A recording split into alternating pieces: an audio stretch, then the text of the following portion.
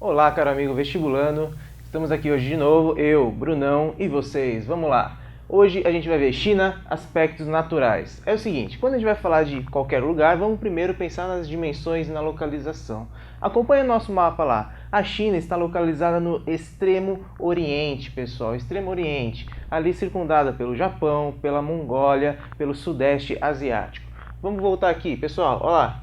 Dimensão. A China é o terceiro maior país do mundo, perdendo apenas para a Rússia e o Canadá. Seguinte, quando vamos falar de aspectos naturais de qualquer lugar do mundo, pessoal, a gente tem que falar primeiro de relevo, clima, vegetação e hidrografia. São os pontos principais quando falamos de aspectos naturais. É o seguinte, quanto ao relevo, a gente pode dividir a China em três principais compartimentos, três grandes compartimentos do relevo, que são as planícies, os planaltos e as montanhas. Nas planícies são o quê? São áreas com menos de 200 metros de altitude, áreas onde predomina a sedimentação, onde predomina o processo de acúmulo de sedimentos. E tem destaque na China para as planícies aluvionais. O que são isso? São planícies de solos férteis por conta da vazão, por conta da cheia de alguns rios, com destaque na porção leste da China para o rio Han-ho, que é o rio amarelo por conta da argila que voa do deserto da Mongólia para as águas do rio, e o rio Yangtze-Kiang, o rio azul.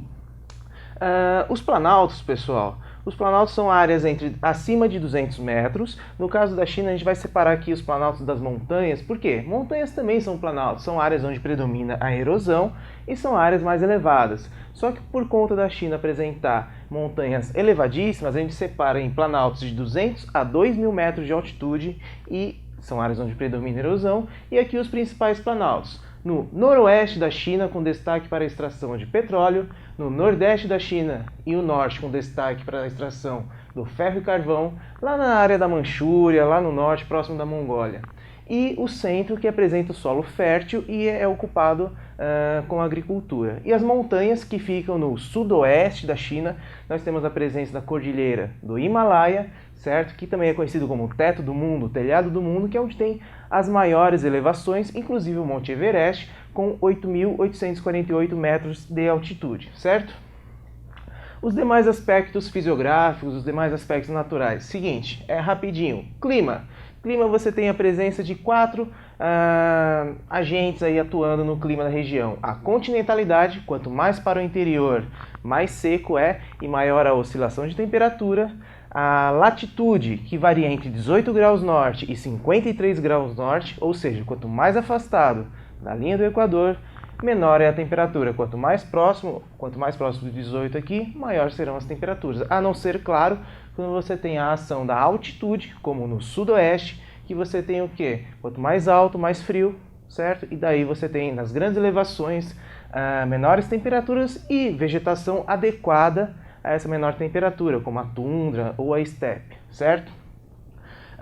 Um outro fator principal aqui do clima na China são as monções. Acontece o seguinte, as monções, o clima de monções, é o clima que acontece segundo as estações do ano, certo? No verão você tem um alto índice pluviométrico, alto índice de chuvas, com águas que são levadas do Oceano Índico e Pacífico para o continente.